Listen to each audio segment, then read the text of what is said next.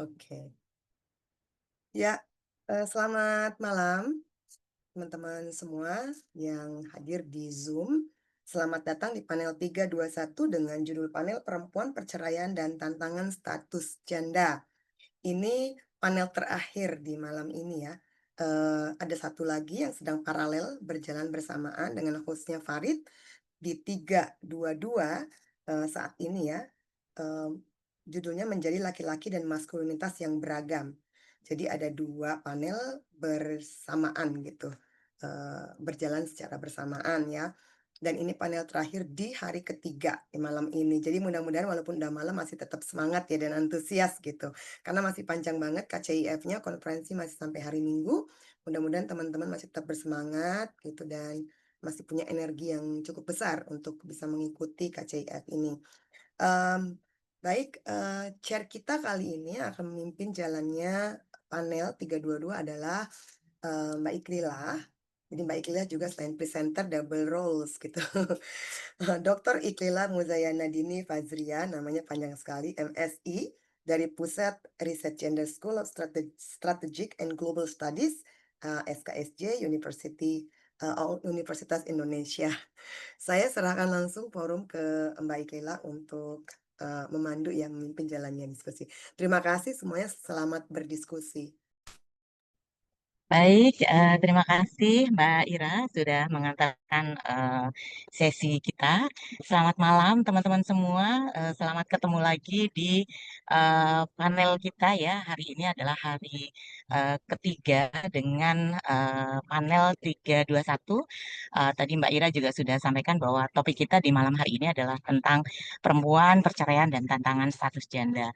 Topik ini penting karena kemudian persoalan-persoalan yang berkaitan dengan status perempuan, terutama ketika perempuan harus mengambil keputusan bercerai gitu ya, lalu kemudian menyambut status barunya atau mengambil peran sebagai seorang janda, itu kompleksitas isunya itu sangat beragam dan banyak kemudian penting dipelajari secara lebih lanjut karena kemudian situasinya ada yang kemudian dihadapkan pada situasi-situasi yang sangat rumit, kompleks begitu. Tetapi juga ada yang kemudian digambarkan atau memiliki pengalaman-pengalaman yang sangat inspiratif gitu ya, gitu. Sehingga kemudian di malam hari ini kita akan berdiskusi tentang empat empat hal gitu, empat topik penting berkaitan dengan persoalan perceraian dan status janda. Di sini hadir ada tiga sahabat saya gitu. Saya dari Iklila sudah dikenalkan oleh Mbak Ira. Lalu kemudian ada Mbak Kotrunada, dia adalah alumni program studi kajian gender di Universitas Indonesia yang juga adalah peneliti di Pusat Riset Gender Universitas Indonesia. Lalu kemudian ada Mbak Ami Jessica Pakpahan, dia juga alumni dari program studi kajian gender yang tesisnya membahas tentang bagaimana seorang janda memiliki aspirasi yang sangat progresif terhadap pendidikan anak-anaknya, serta Mbak Villa, ini Mbak Fitria Villa Sahara, dia dari Yayasan Pemberdayaan Perempuan Kepala Keluarga atau PEKA. Tadi di awal kita sudah dengar bagaimana teman-teman PEKA udah menyapa Mbak Villa lebih dulu, kelihatannya kangen nih sama Mbak Villa gitu. Tetapi untuk di sesi malam hari ini saya mencoba mengatur alur diskusi kita dimulai dengan topik yang ingin saya sampaikan berkaitan dengan bagaimana hegemoni stigma hulu atau cerai gugat gitu ya yang kemudian melemahkan agensi perempuan di dalam konteks pengambilan keputusan untuk bercerai begitu ketika dia dihadapkan pada situasi buruk gitu atau pada situasi perkawinan yang tidak baik ya seperti itu. Nanti akan dilanjutkan Mbak Kotrunada yang menegaskan soal kompleksitas isu eh, em, perempuan janda yang kemudian membesarkan anaknya tetapi kemudian kesulitan untuk menjadi wali nikah bagi anak perempuannya. Lalu kemudian Mbak Ami sebagai urutan yang ketiga akan menceritakan soal posisi ibu kepala keluarga dengan status janda yang kemudian membawa aspirasi agensi adaptif gitu ya, dalam meningkatkan kapasitas dan tingkat jenjang pendidikan pada anak-anaknya, serta kemudian Mbak Villa akan bercerita atau menjelaskan kepada kita bagaimana pemantauan atas perlindungan dan pemenuhan hak bagi perempuan dan anak-anak pasca bercerai. Langsung saja kawan-kawan semua, akan saya mulai dari saya sendiri. Begitu, mohon izin saya akan memulai untuk menyampaikan topik diskusi yang ingin saya sampaikan di kesempatan ini. Saya izin me- menampilkan. Saya coba slideshow. Oke, mudah-mudahan sudah terlihat secara slideshow. Baik, teman-teman semua, di kesempatan malam ini saya ingin bercerita tentang bagaimana pengalaman saya melakukan refleksi ya atas proses pendampingan terhadap kasus istri yang bertahan di dalam perkawinan ketika dia dihadapkan oleh situasi di mana suaminya terbukti sebagai pelaku kekerasan seksual terhadap orang lain gitu. Jadi bukan terhadap dirinya tetapi terhadap orang lain gitu. Nah, kita mungkin memulainya dalam konteks kenapa saya mengangkat isu hulu atau cerai gugat, karena di dalam konteks komunitas Islam, terutama Islam berbasis pesantren, isu perempuan dan eh, isu perempuan dalam pengambilan dalam menentukan perceraian gitu, itu memang secara hukum normatifnya itu belum mendapatkan otoritas penuh. Dalam konteks Indonesia, bahwa pengajuan gugat cerai dengan gugat talak itu memiliki konsekuensi hukum yang berbeda, terutama berkaitan dengan hak nafkah selama masa iddah dan pembayaran iwat gitu. Tetapi apapun konteks yang berada di dalam kerangka hukum positif di Indonesia, hulu atau cerai gugat itu sesungguhnya adalah sebagai alternatif di mana perempuan itu bisa keluar dari hubungan perkawinan yang buruk gitu. Apapun caranya, situasi sulitnya seperti apa gitu ya. Tapi hulu itu menjadi alternatif jalan keluar gitu. Yang meskipun secara utuh belum memberikan hak dasar pada perempuan sebagai pihak yang bisa memiliki otoritas dalam menceraikan gitu ya, dalam mengakhiri perkawinannya, tetapi dia menjadi alternatif. Nah, kita bisa coba lihat misalnya dalam konteks Indonesia gitu ya, gambaran cerai gugat dan cerai talak itu memberikan gambaran yang cukup berbeda secara signifikan. Begitu. Misalnya kalau saya merujuk pada data di BPS, maka cerai gugat di dalam 3 tahun terakhir itu memberikan gambaran peningkatan persentasenya. Meskipun secara angka perceraiannya itu menurun ya, tapi persentasenya itu lebih lebih tinggi gitu ya. Semakin meningkat tahun 2022 75%, tahun 2023 76%, 2024 78% gitu. Jadi dia menampilkan fenomena yang terus meningkat gitu ya, setidaknya dalam 3 tahun terakhir gitu. Ada banyak penyebab kenapa perceraian itu terjadi, dan ini kerap kali kemudian dikerangkai oleh kategori-kategori yang ada di dalam pengadilan agama gitu. Tetapi yang ingin saya sampaikan adalah bahwa dalam konteks ini penting kemudian dibaca bahwa tingginya cerai gugat itu dapat dimaknai gitu ya dalam banyak sekali studi gitu ya, dalam literatur review yang saya lakukan itu bahwa tingginya angka cerai gugat sebenarnya merefleksikan situasi yang positif dalam membaca posisi perempuan sebagai pengambil keputusan gitu, bahwa keberanian perempuan gitu ya dalam mengambil keputusan terutama untuk mengakhiri perkawinannya itu menampilkan hal yang positif gitu. Bagaimana perempuan memahami hak-hak dirinya, bahwa misalnya di dalam studi-studi yang ada itu juga menunjukkan gitu keberanian perempuan untuk melakukan gugat cerai itu adalah karena mereka juga memiliki pemahaman yang sangat baik tentang makna perkawinan, untuk apa melanjutkan perkawinan ketika perkawinannya itu sudah tidak sejalan dengan prinsip-prinsip dari tujuan perkawinan. Bahkan kemudian studi yang lain juga menunjukkan bahwa persepsi positif terhadap perempuan bekerja dan kemandirian ekonomi itu menjadi salah satu basis seseorang kemudian melihat bahwa cerai gugat itu bukan dilihat sebagai aspek yang negatif gitu, seperti itu. Gitu. Jadi ada banyak hal yang melihat bahwa cerai gugat yang meningkat itu memiliki makna yang positif dalam konteks perempuan berani mengambil keputusan dan memiliki otonomi atas masa depan hidupnya. Nah, persoalannya itu kemudian berbeda ketika saya mencoba mempelajari tentang realitas keberanian untuk mengambil keputusan cerai gugat gitu ya pada situasi perempuan yang berhadapan dengan konteks khusus di mana suaminya terbukti sebagai pelaku kekerasan seksual terhadap perempuan lain gitu, bukan terhadap dirinya.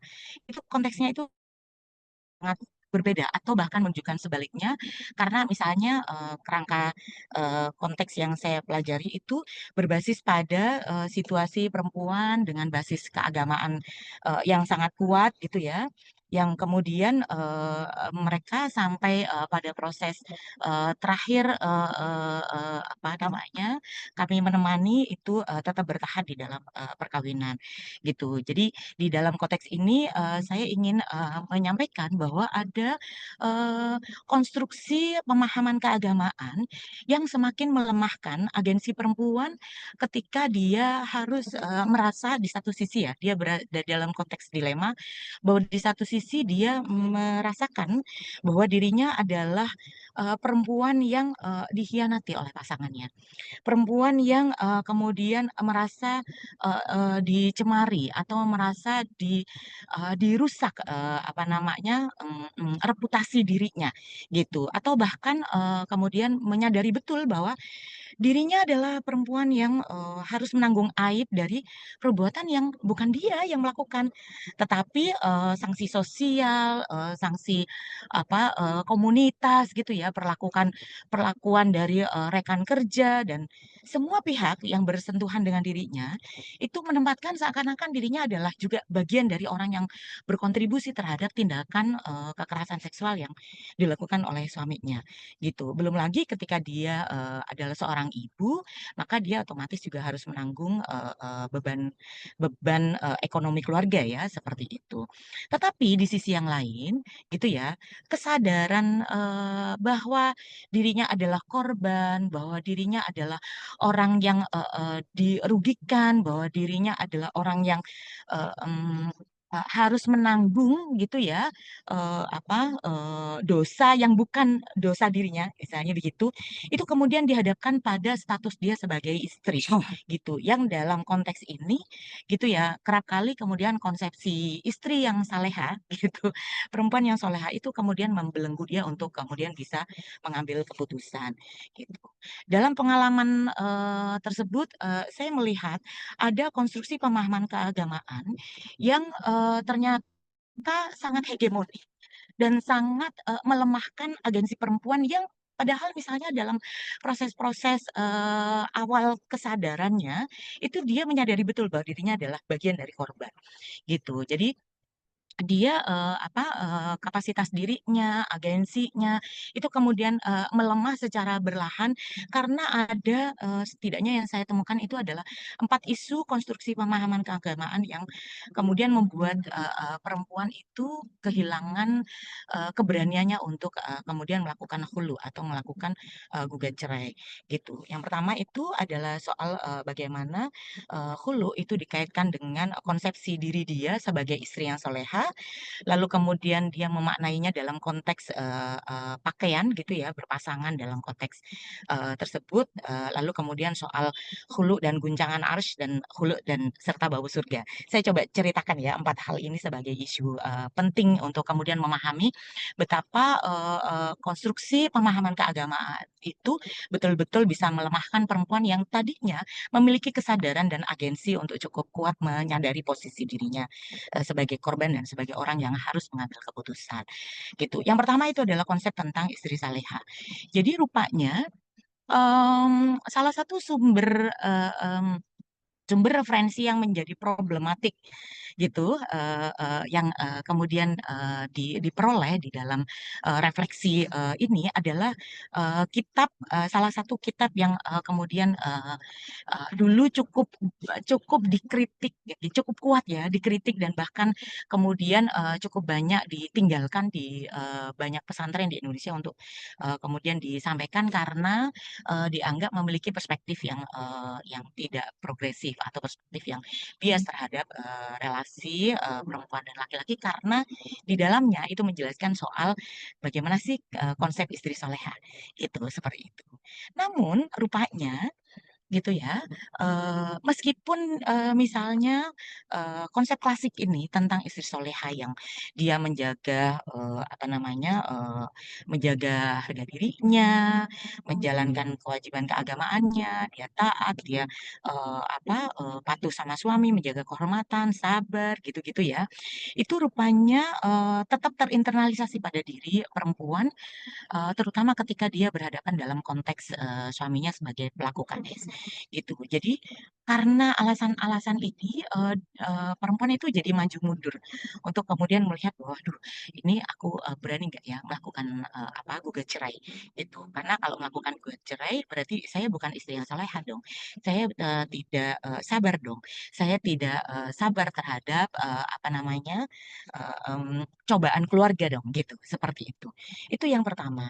Lalu kemudian yang kedua ada soal bagaimana perempuan menginternalisasi konsep tentang pakaian gitu. Di dalam Al-Qur'an itu ada penjelasan yang menegaskan soal bahwa suami istri itu adalah dianalogikan sebagai pakaian satu sama lain gitu ya. Hunna libasul lakum wa antum libasul lahun gitu. Nah, ternyata konteks situasi ini dimaknai secara sangat mendalam bahwa makna pakaian itu harus bukan harus ya, mereka memaknainya bahwa konsepsi pakaian yang diajarkan di dalam Al-Qur'an itu direfleksikan sebagai bentuk bagaimana dia menutup kejelekan, menutup aib gitu ya, memberikan perlindungan dan kenyamanan terhadap pasangannya gitu, seperti itu. Sehingga ketika berhadapan pada situasi di mana suaminya adalah pelaku kekerasan seksual pada perempuan lain gitu. Kemudian si istri mengambil makna bahwa dia harus menjadi pelindung bagi pasangannya gitu. Dia harus apa namanya mencoba menyelesaikan persoalan tersebut dengan cara dia memberikan perlindungan, dia memberikan apa namanya ketenangan gitu ya kepada itu bisa bersabar gitu menghadapi proses hukumnya, eh, menjalani proses-proses hukum yang dijalani. Itu yang kedua, yang kemudian semakin melemahkan perempuan untuk kemudian berani berpikir soal bercerai. Lalu kemudian yang ketiga itu dalam konteks masyarakat Muslim yang eh, rupanya internalisasi tentang hadis yang menegaskan soal perbuatan yang halal gitu ya, tetapi dibenci oleh Allah itu adalah talak. Itu terinternalisasi sangat kuat. Meskipun hadis ini kategorinya Mbak, dhaif ya, maaf, 2 menit tapi lagi ya, Mbak. kemudian 2 menit lagi. siap. Ya, Siap, siap. Oke, tetapi kemudian apa namanya ketakutan bahwa tindakan atau keputusan mengajukan hulu itu dianggap dinilai adalah sebagai bagian yang buruk di dalam konteks melakukan tindakan yang dibenci oleh Allah gitu. Seperti itu. yang terakhir itu adalah soal bau surga. Jadi ada hadis yang mengatakan bahwa siapa perempuan yang menuntut bercerai gitu ya pada suaminya tanpa alasan yang dibenarkan, maka dia diharamkan mencium bau surga. Dan ini juga semakin membuat perempuan mengalami ketakutan terhadap konsekuensi dari pengajuan khulu itu gitu. Jadi akhirnya kemudian dari proses pendampingan ini saya melihat bahwa norma agama dan citra istri soleha itu bukan hanya menjadi konstruksi keagamaan yang normatif, tetapi dia memang kemudian menjadi praktik beragama yang betul-betul melanggengkan opresi terhadap perempuan, terutama perempuan dalam situasi yang dilematis seperti itu. Mungkin itu teman-teman semua, mohon maaf Nabila waktunya berlebih berlebih 1 menit begitu, tetapi kira-kira itu gambaran apa namanya isu yang kemudian kita bisa refleksikan bersama. Oke, baik. Terima kasih atas perkenan teman-teman mendengarkan. Kita langsung saja pada eh, panelis yang kedua, yang saya ingin mempersilahkan Mbak Kotrunada untuk menyampaikan presentasinya di dalam 15 menit. Monggo, silakan Mbak Nada. Baik, terima kasih Mbak Iik. Selamat malam semuanya. Izin saya share screen mungkin ya. Sebentar. Oke.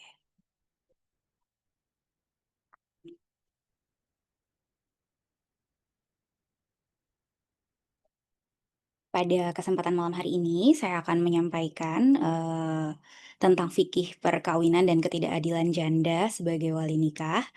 Eh, jadi saya meneliti ini itu sebenarnya adalah isu yang sangat dekat gitu karena dialami oleh kebetulan saya menyaksikan secara langsung gitu isu yang dialami oleh keluarga saya gitu dan ternyata isu yang serupa juga terjadi di banyak perempuan-perempuan khususnya ibu kepala keluarga, ibu kepala rumah tangga yang dia eh, menghidupi keluarganya secara mandiri tanpa tanpa dibantu oleh orang lain.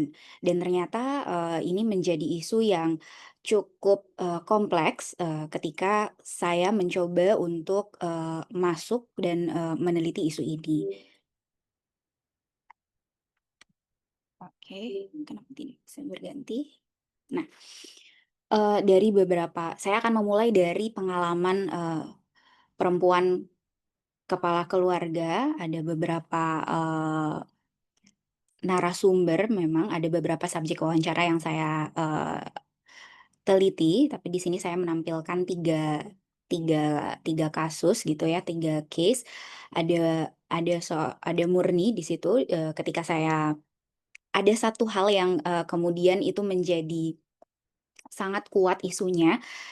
Dia mengatakan bahwa saya yang membesarkan anak saya, Mbak Nada, waktu itu, dan saya sendirian, tapi saat dia mau menikah, saya tidak bisa jadi walinya, harus cari wali hakim karena dia tidak sama sekali mengetahui di mana ayahnya gitu. Yang wali hakim ini adalah orang yang tidak kenal dengan anak saya gitu. Ada Mira sudah 15 tahun saya jadi tulang punggung keluarga, anak saya mau menikah Mbak Nada, tapi hukum bilang saya tidak bisa jadi walinya, rasanya tidak adil. Ada juga Diana di situ, dia mengatakan bahwa saya yang tahu karakter anak saya yang mendidiknya, tapi saat akad nikah, saya hanya bisa duduk diam menjadi penonton.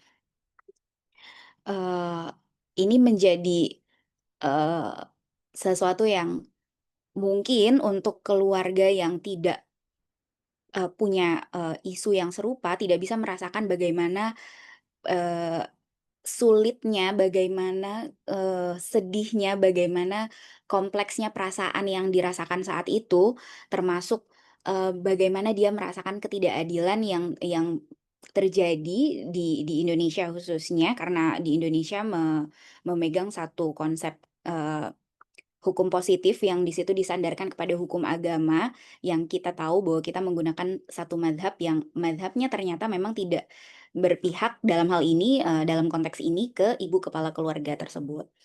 Nah, Mereka tidak pernah menjadi pembicaraan atas diri mereka sendiri, padahal penghidupan yang mereka lakukan adalah dasar terkuat seorang dikatakan sebagai penjaga, pelindung, dan penanggung jawab.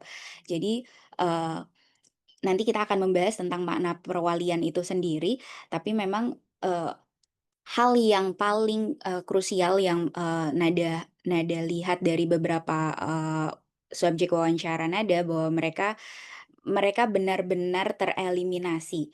Mereka merasa tetap menjadi kelas nomor 2 karena nilai yang tertanam bahwa mereka adalah, eee, orang lain gitu.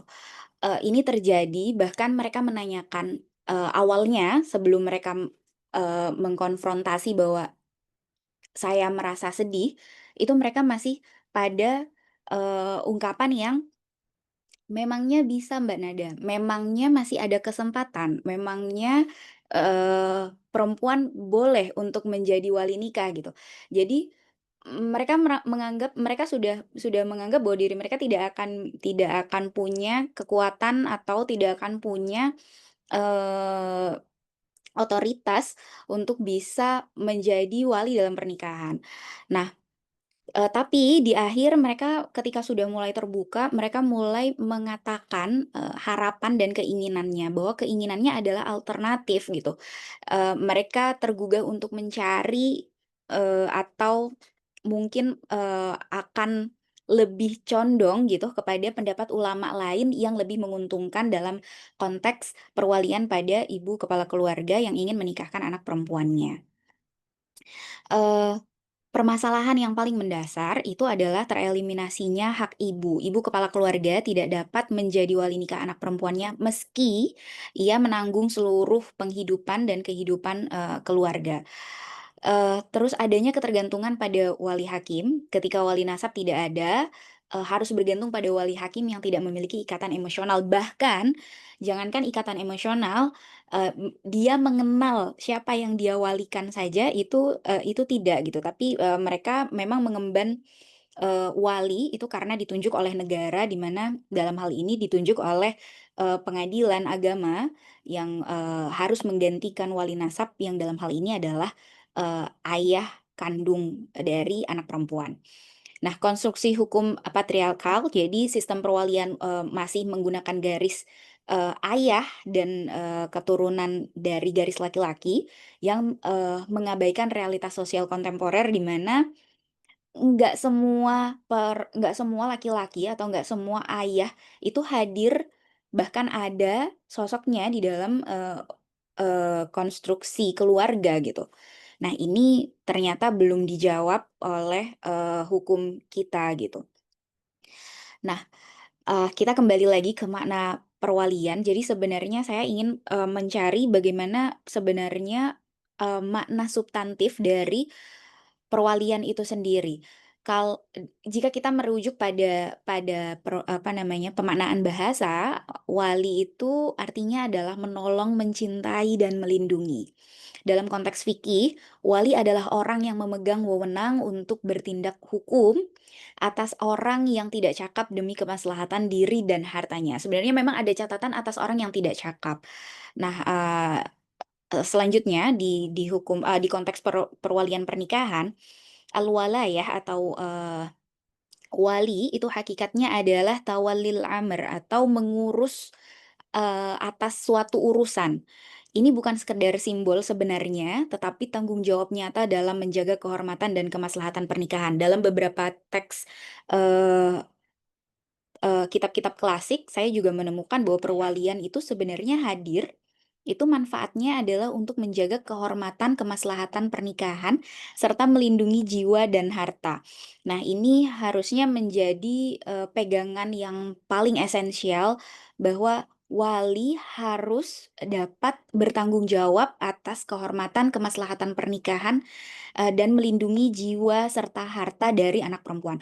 Mungkin saya tidak menyampaikan bagaimana sejarahnya, di Jazirah Arab dahulu ketika, hukum perwalian ini, ada atau muncul gitu.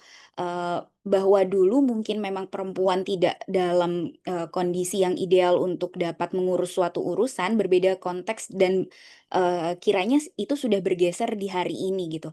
Bahwa hari ini eee, antara perempuan dan laki-laki memiliki, kesamaan hak, bahkan sudah tidak lagi harus diurusi oleh, maksudnya urusan-urusan perempuan harus, tidak lagi ditanggung jawabi oleh laki-laki, demikian.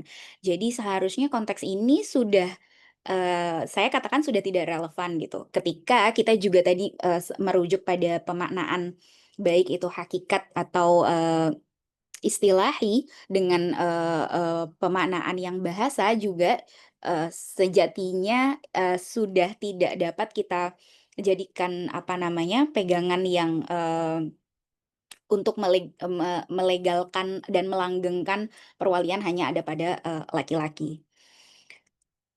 Kemudian saya menemukan, 4 mazhab.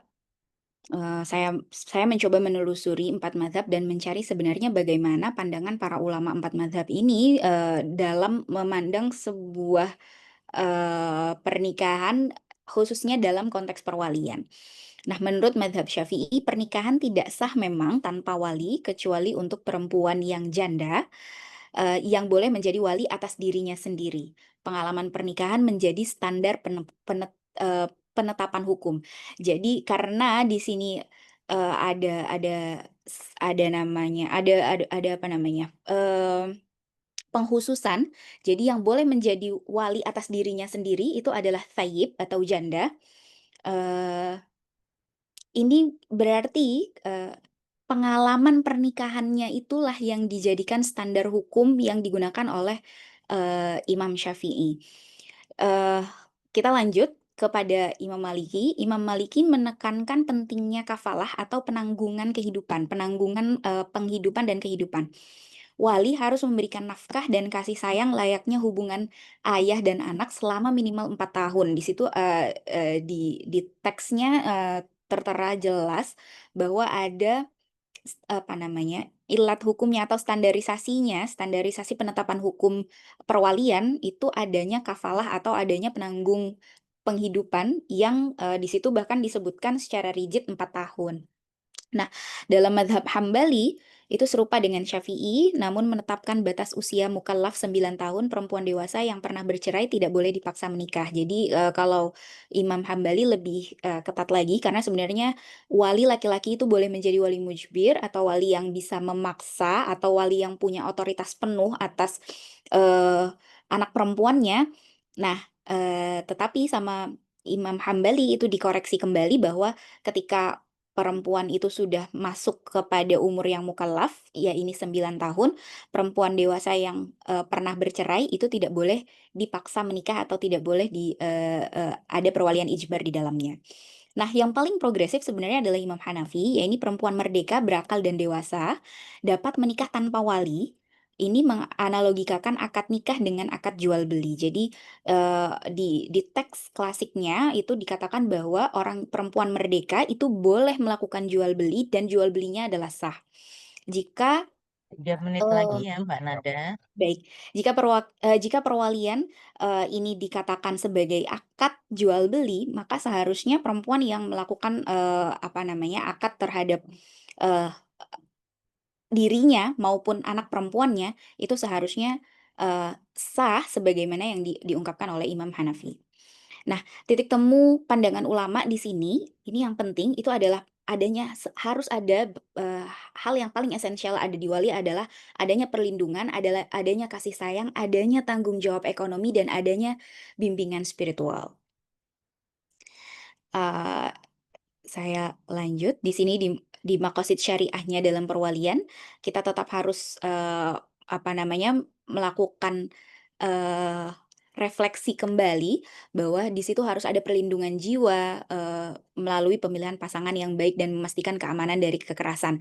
Ini harus dipastikan oleh wali, hifdzuddin, juga menjaga keimanan dan spiritual, memastikan pernikahan sesuai dengan syariat Islam, ini juga harus dipastikan oleh wali. Hifdzun nasl, menjaga keturunan melalui pernikahan yang sah dan perlindungan kehormatan, juga memastikan pendidikan yang baik agar memiliki pengetahuan cukup untuk berumah tangga, dan menjamin keamanan ekonomi dan melindungi harta setelah menikah.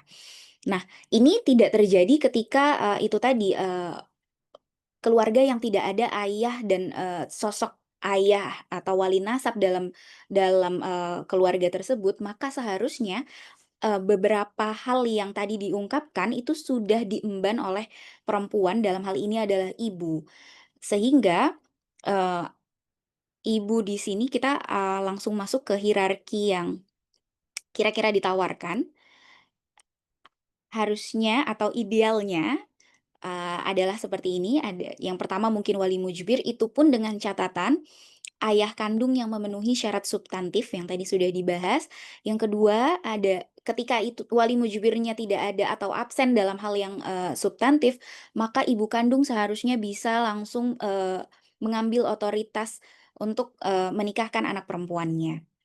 Setelah itu baru, kerabat laki-laki dari garis ayah dan, wali hakim. Mungkin Oke, itu yang waktunya dapat saya habis. sampaikan. Terima kasih, saya kembalikan ke Mbak Ike Lila. Mohon maaf atas, waktunya yang kelebihan sedikit. Oke, baik. Terima kasih Mbak Nada atas sharing hasil risetnya, dan saya kira ini topik yang penting ya untuk melihat peluang perempuan janda ibu kandung untuk menjadi wali bagi putrinya sendiri. Oke, berikutnya saya ingin mempersilahkan Mbak Ami Jessica Pakpahan untuk menyampaikan hasil risetnya. Silahkan. 15 menit Mbak. Oke, baik. Terima kasih Mbak Iklila, terima kasih juga Mbak Nada dan Mbak Vila. Malam hari ini kita bertemu melalui virtual dan juga seluruh Bapak Ibu yang hadir pada hari ini. Terima kasih banyak sudah meluangkan waktu. Saya Majes Capak Pahan, hari ini akan mempresentasikan kebetulan adalah hasil penelitian tesis saya yang dalam hal ini pada malam hari ini akan membahas secara khusus terkait agensi adaptif. Saya sebut dengan dari kerentanan menuju aspirasi dan mobilitas pendidikan dalam rumah tangga oleh perempuan kepala keluarga secara khusus dengan status janda. Baik, dalam penelitian ini juga tentu saja ada latar belakang yang akhirnya membuat mengapa saya memutuskan ya untuk mengambil topik ini.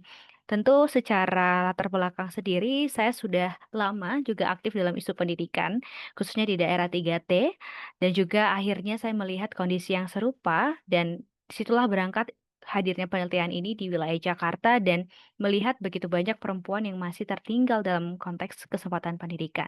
Kalau kita melihat dalam data secara umum, partisipasi perempuan dan laki-laki saat ini sudah sama. Dalam konteks pendidikan dasar, SMP sampai SMA itu sudah sama. Namun ketika kita bergeser ke presentasi penduduk di usia 25 tahun ke atas, terlihat bahwasannya ternyata masih laki-laki yang lebih banyak menyelesaikan pendidikan menengah ke atas. Dan ini juga terlihat ternyata dari hasil temuan penelitian saya, salah satu subjek misalnya Ibu Vivi yang memang sekolah sampai SD. Karena memang saat itu orang tua lebih mendahulukan saudara laki-lakinya untuk bersekolah sampai jenjang SMP. Nah, jadi situasi ini ternyata ditemukan dan saya melihat ketika perempuan kepala keluarga menjadi atau perempuan ya, ketika dalam statusnya dalam proses berkeluarga menjadi perempuan kepala keluarga dan menjadi janda, ini menjadi tantangan yang kompleks.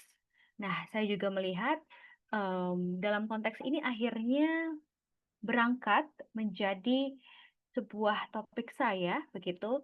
Dalam hal ini ada 3 ibu yang saya teliti begitu bersama-sama. Saya juga banyak belajar, yaitu Ibu Ayu, Bu Irma, dan Ibu Sari dengan latar belakang pendidikan SMK.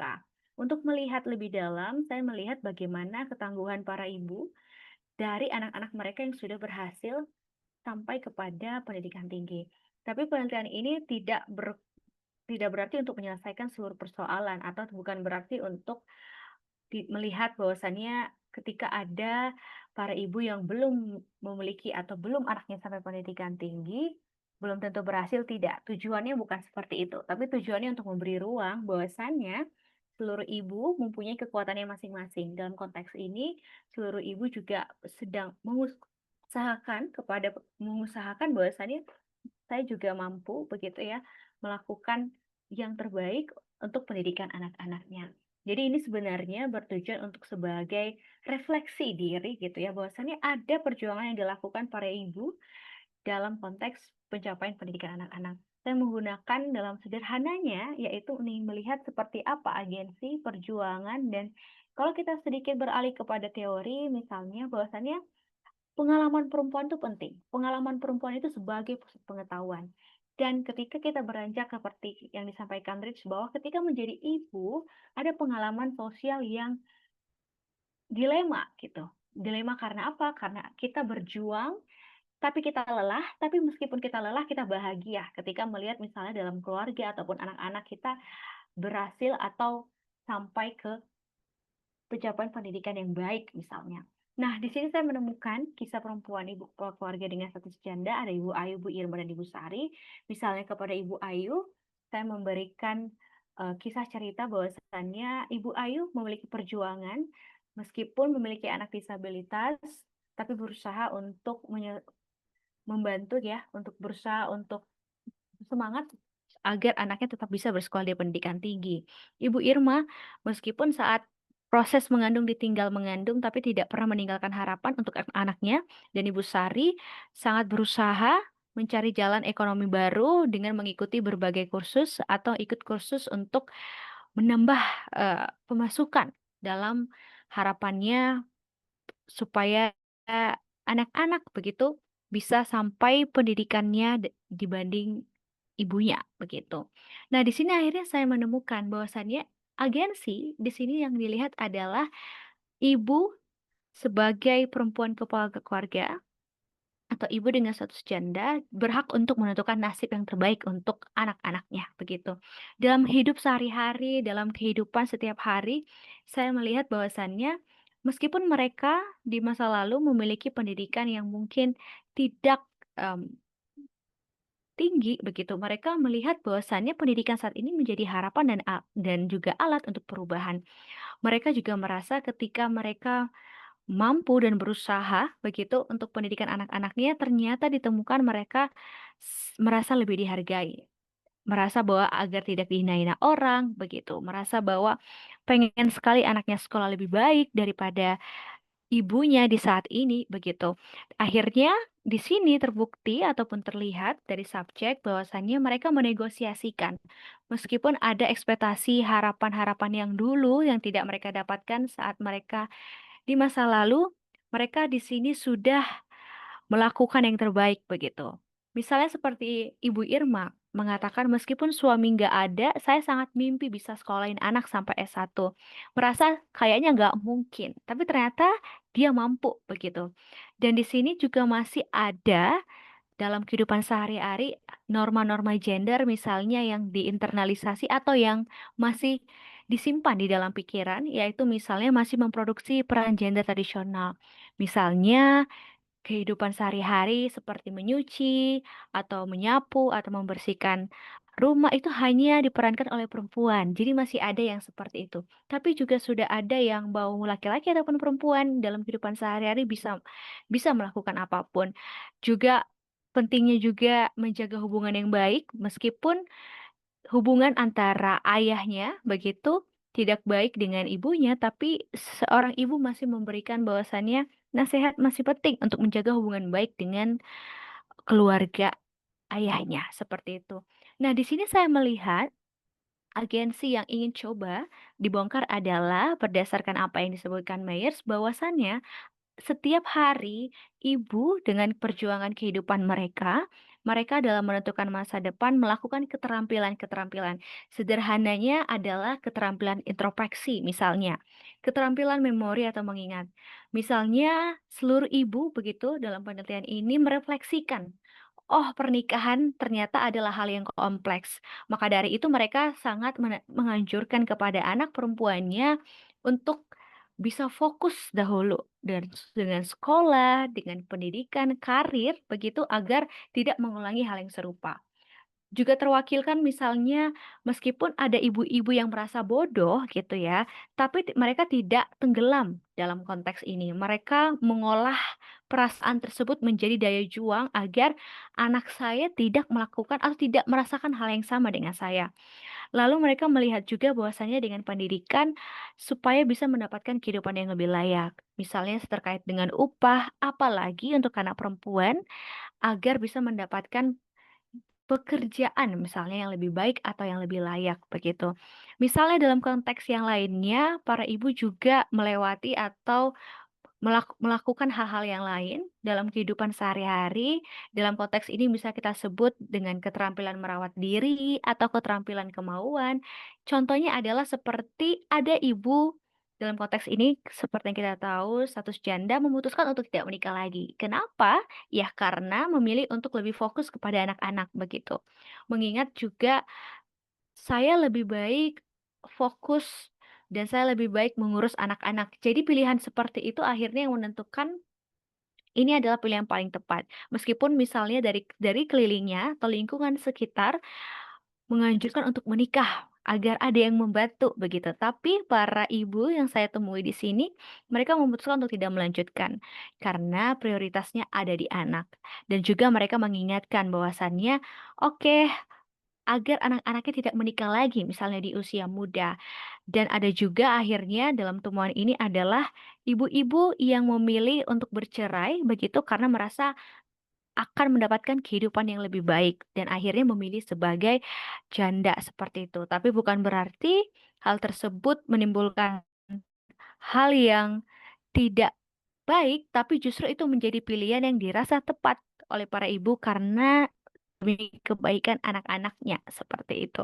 Nah, di sini kita melihat tantangan yang dilalui atau yang dihadapi ibu perempuan keluarga dengan status janda, ya ini jenis pekerjaan.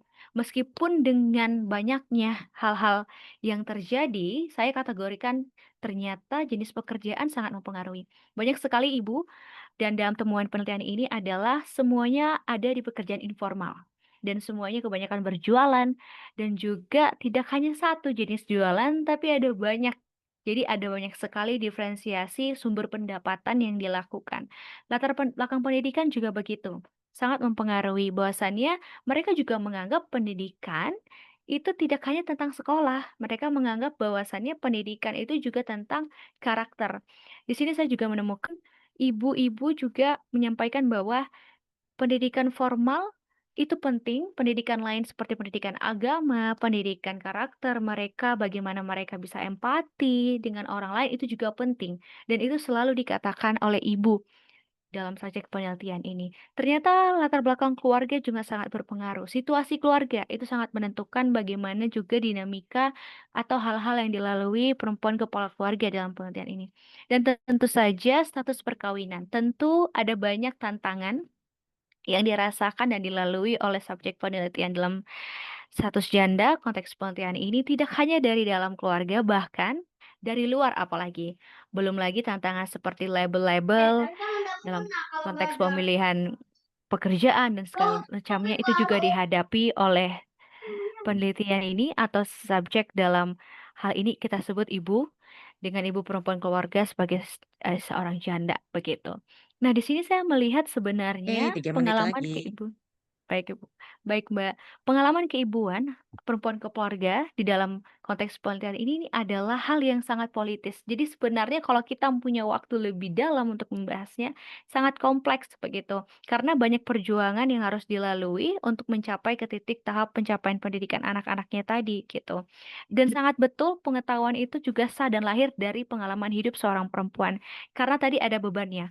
Tidak hanya di dalam rumah, dalam domestik itu ya pekerjaan sehari-hari dalam rumah, tapi ketika keluar pun juga membawa beban tersendiri ketika bekerja di luar dari di dalam rumah sendiri gitu. Dan yang paling penting adalah agensinya nggak selalu besar, nggak harus dalam selalu bentuk perlawanan yang kelihatan begitu, tapi kehidupan sehari-hari, pengambilan keputusan yang dilakukan ibu dengan status janda dan tantangan-tantangan yang dihadapi setiap hari itu juga agensi, itu juga perjuangan gitu.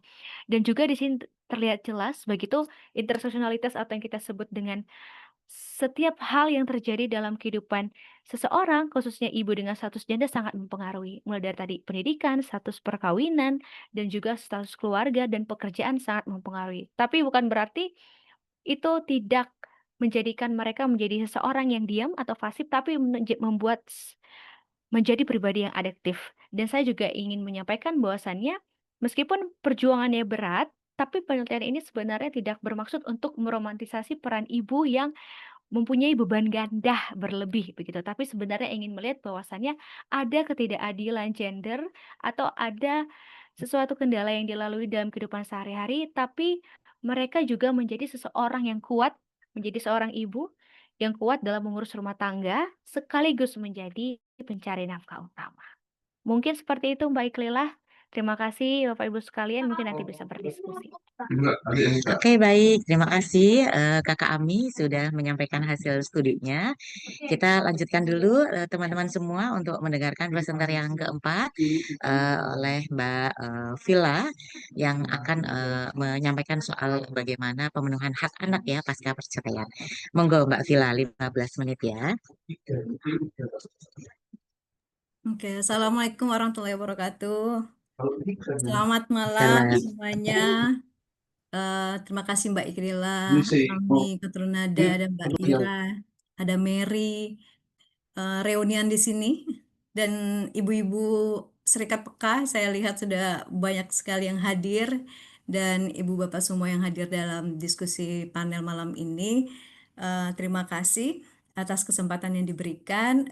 Izinkan saya bentar ya untuk share screen.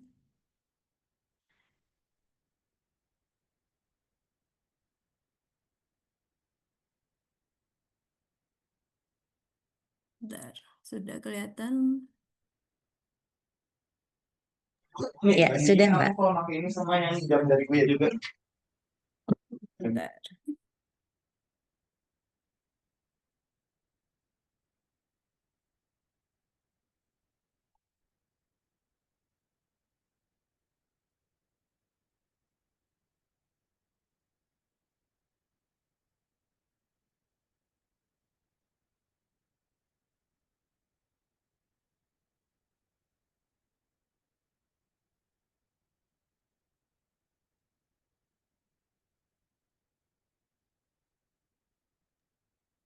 Sudah kelihatan Mbak Villa, bisa dilanjut. Oke, ya terima kasih. Ya, jadi malam ini saya mau membagikan apa ya pengalaman peka dalam melakukan pemantauan pemenuhan hak perempuan dan anak pasca perceraian. Ini sebenarnya sebelum masuk untuk apa membagikan hasil tersebut. Jadi Peka sendiri, Yayasan Peka, kami dari 2001 ya, jadi mendampingi perempuan kepala keluarga dengan kategori, kalau kita nyebut perempuan kepala keluarga itu ya bukan hanya mereka yang menyandang status janda meninggal ataupun janda bercerai, tapi juga mereka yang menjadi penanggung jawab utama memenuhi kebutuhan sehari-hari. Jadi kalau apa ada sekitar 8 kriteria lah gitu ya yang bisa katakan untuk apa untuk perempuan kepala keluarga. Jadi ini sebenarnya untuk merespon persoalan kehidupannya Peka yang tadi mungkin kita sudah dengarkan dari Mbak Iklila, dari Nada, dari Ami gitu. Bagaimana sih sebenarnya problematika kehidupannya perempuan kepala keluarga yang menghadapi juga ketidakadilan sekaligus juga berkelindan dengan kemiskinan karena mengalami banyak hal yang kita tahu itu bagian dari bentuk ketidakadilan. Nah, sedikit memberikan informasi soal profil kepala keluarga ya. Jadi tadi Ami sudah menyampaikan bahwa memang mayoritas adalah mereka yang pekerja informal. Jadi kalau di datanya Peka itu 96% mereka ada pekerja informal, artinya ya pekerjaan yang tidak punya perlindungan secara perlindungan apa kerja gitu ya, dan juga jaminan-jaminan hal yang membuat mereka bisa leluasa untuk menghidupi keluarganya. Padahal mereka juga adalah perempuan kepala keluarga gitu. Nah, berkaitan dengan status perkawinan kami dari apa ada 31%. 31%, oh, maaf ini bukan responden tapi anggota perempuan kepala keluarga yang berstatus janda, 23% diantaranya adalah mereka yang bercerai dan memang lebih dari separuh perceraian di bawah tangan. Nah, untuk itu kita juga ingin menguatkan sebenarnya, untuk melihat sejauh mana sih pasca perceraian itu ibu-ibu perempuan kepala keluarga itu mendapatkan hak-haknya. Jadi kita melakukan pemantauan meskipun kerja PEKA itu ada di 27 provinsi, 106 kabupaten, tapi kita membatasi pemantauan itu hanya di di 13 kabupaten di 7 provinsi untuk melihat sejauh mana sih sejauh mana hak perempuan dan juga anak pasca perceraian itu terpenuhi. Nah, ini ada 2 tahapan sebenarnya. Pertama, kita dengan menyebar kuesioner dan juga melatih ya para enumerator. Di sini juga ada paralegal yang dilatih untuk menjadi enumerator. Dan kemudian kita in-depth kita melakukan in-depth untuk di 5 provinsi, 8 kabupaten. Nah, mungkin sebelumnya saya mau mencoba ini gitu ya. Dari tadi kita bicara soal perceraian gitu ya. Nah, mungkin bisa kita pengen tahu nih sebenarnya apa sih gimana sih pemikiran kita. Saya mau engage peserta di sini. Mudah-mudahan ini bisa workable ya Mentimeternya di sini. Saya mau meminta peserta mungkin bisa di eh, sk- apa di apa barcode di sini ataupun saya bisa kirim ke oh ya lupa untuk mengirimkannya ya di chat room ya, izin mengirimkan untuk Mentimeternya. Mudah-mudahan ini bisa.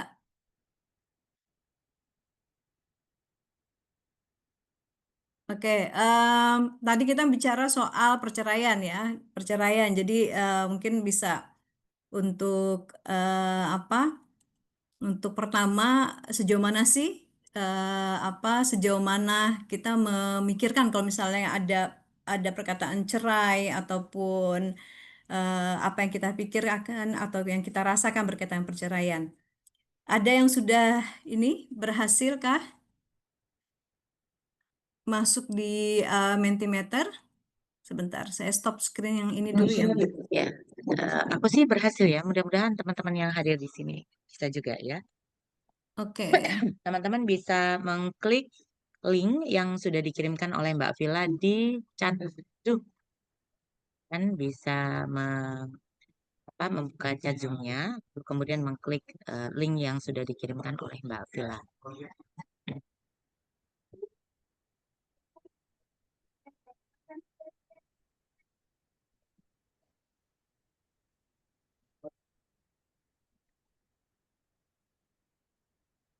oke, ini sudah saya share.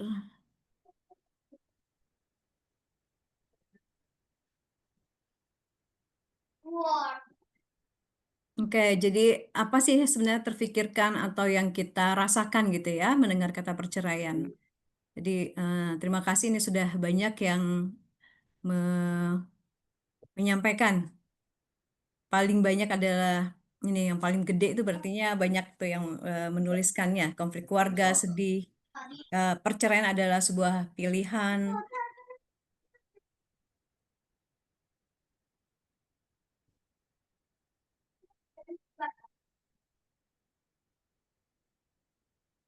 Oke.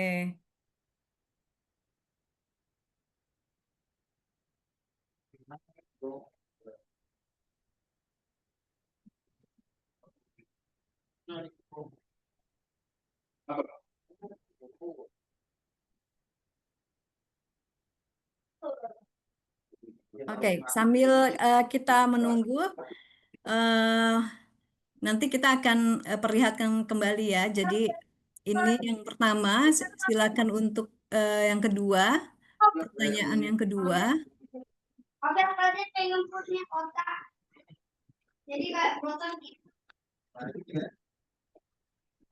Menurut teman-teman semua, apa sih alasannya ketika perempuan menunda atau menghindari perceraian?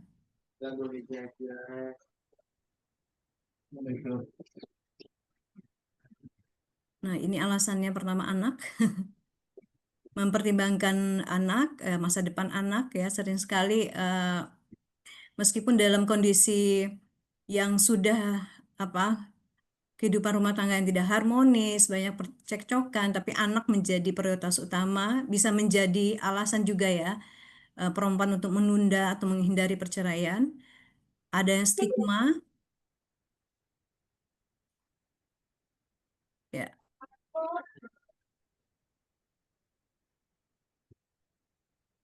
Nah, ya anak masih ini ya pilihan jadi alasan utama dan juga stigma. Jadi memang stigma menjadi janda, terutama janda cerai itu tidak gampang gitu ya. Jadi banyak ya mungkin nanti tadi sudah kita dengarkan dari tiga presenter sebelumnya juga memberikan itu gitu. Bagaimana stigma janda itu apa tidak bisa apa berupaya gitu ya. Jadi misalnya peka sendiri gitu, memperkenalkan kata-kata perempuan kepala keluarga, tapi itu juga tidak menjadi pengganti sebenarnya dengan kata janda. Jadi janda itu sendiri sebenarnya sebuah kata yang tidak bisa digantikan karena itu sebagai identitas identitas dari perkawinan gitu ya. Jadi memang kita harus membiasakan gitu. Kalau misalnya memang identitasnya janda, ya memang itu janda gitu ya. Jadi kadang-kadang kita menghindari untuk menggunakan istilah itu. Padahal itu adalah realitas kehidupan gitu yang mungkin justru semakin kita sering menyebutkannya ya semakin itu menjadi hal yang mungkin positif dan itu realita gitu ya seperti itu. Oke, satu lagi. Ini anak dan stigma ya yang paling besar yang kita lihat. Bagaimana perempuan itu ya meskipun bertahun-tahun gitu menghadapi kekerasan dalam rumah tangga, kita tahu percekcokan ataupun banyakkan ketidaksesuaian gitu. Tapi anak dan juga menghindari stigma itu menjadi alasan utama. Satu lagi mungkin ketika mengapa perempuan akhirnya memutuskan bercerai gitu ya. Silakan teman-teman semua.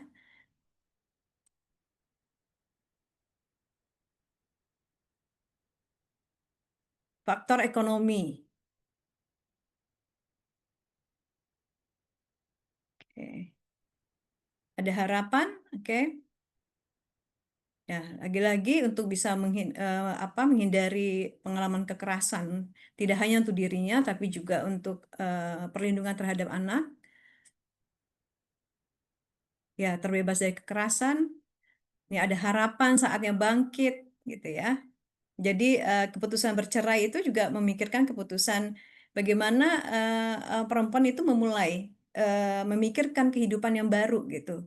Keluar dari relasi yang tidak sehat, keluar dari relasi kekerasan eh, agar bisa membangun kehidupan yang lebih baik gitu ya dan bermartabat. Oke, banyak sekali ini agar merdeka, new life. Mbak Villa, 3 menit lagi. Oke ya. Oke, terima kasih. Saya ingin, 3 menit lagi, Mbak Villa. oke, ya.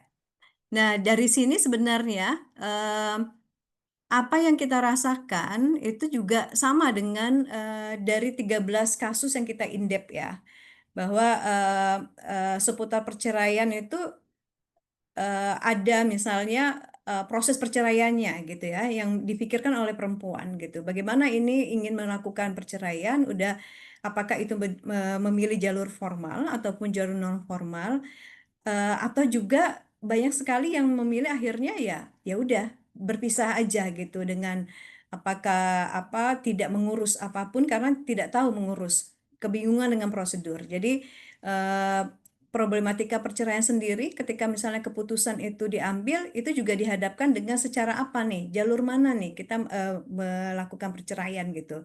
Jadi ini juga memberikan konsekuensi yang berbeda ya secara kenyataannya dan juga sebenarnya ada gap antara aturan formal dengan praktik di lapangan. Jadi sebenarnya mungkin ada perlindungan-perlindungan, sudah ada perlindungan-perlindungan secara hukum gitu ya, baik dari Undang-Undang Perkawinan maupun juga kalau misalnya itu jalurnya adalah pengadilan agama, ada kompilasi hukum Islam yang memberikan jaminan untuk perceraian.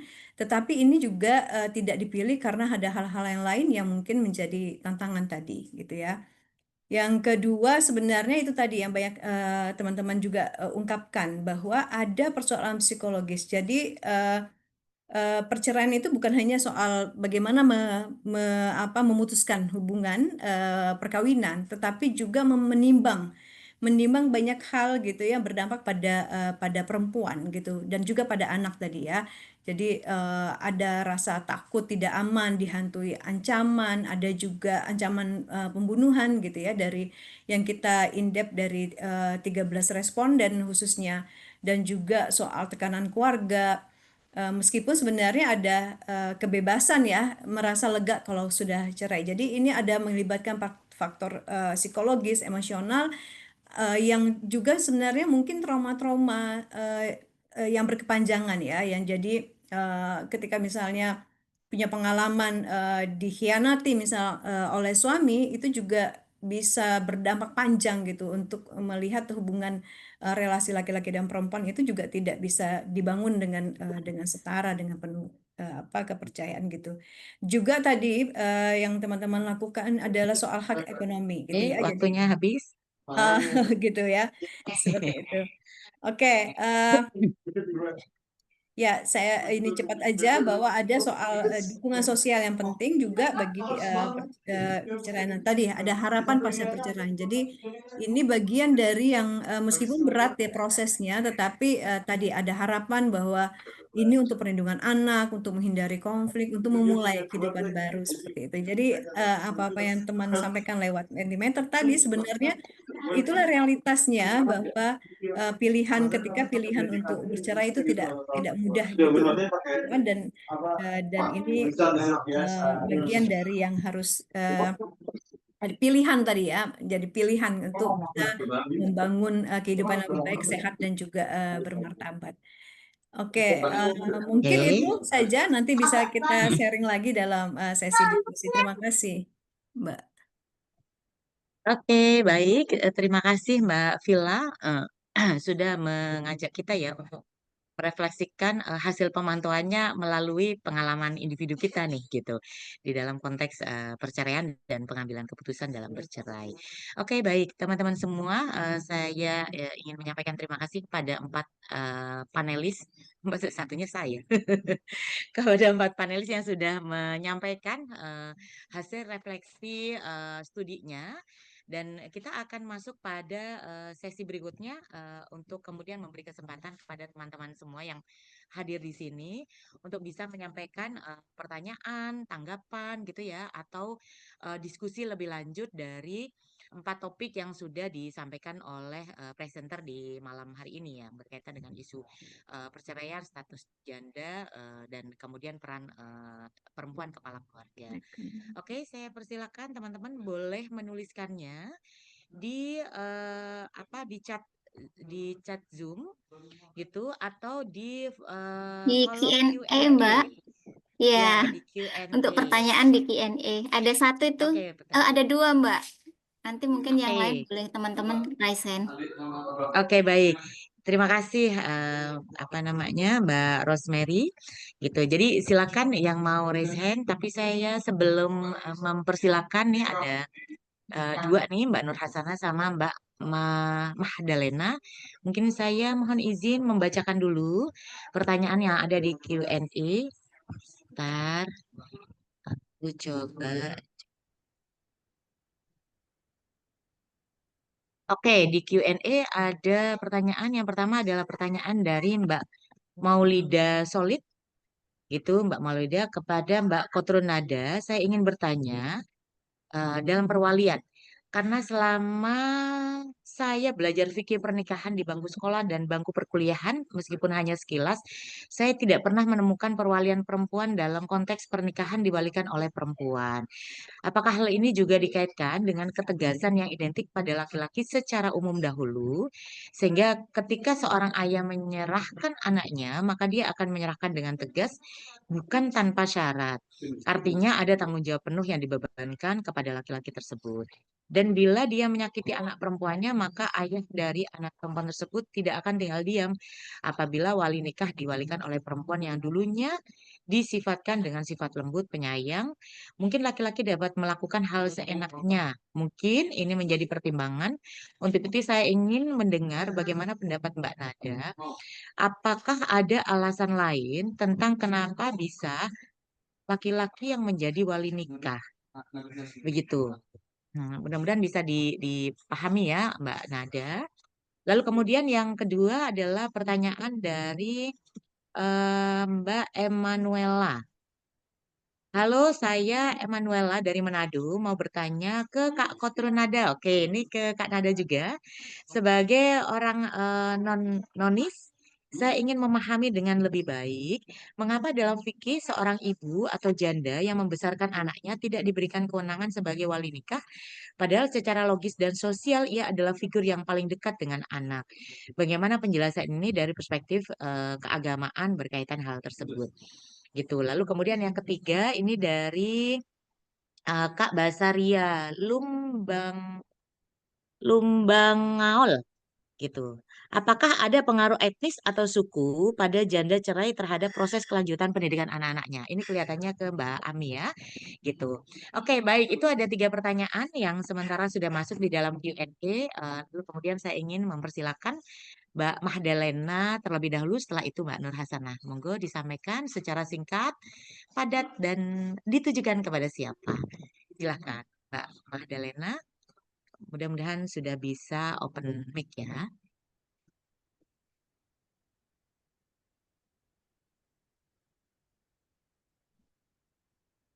Silahkan Mbak Mahdalena, apakah sudah bisa open mic-nya?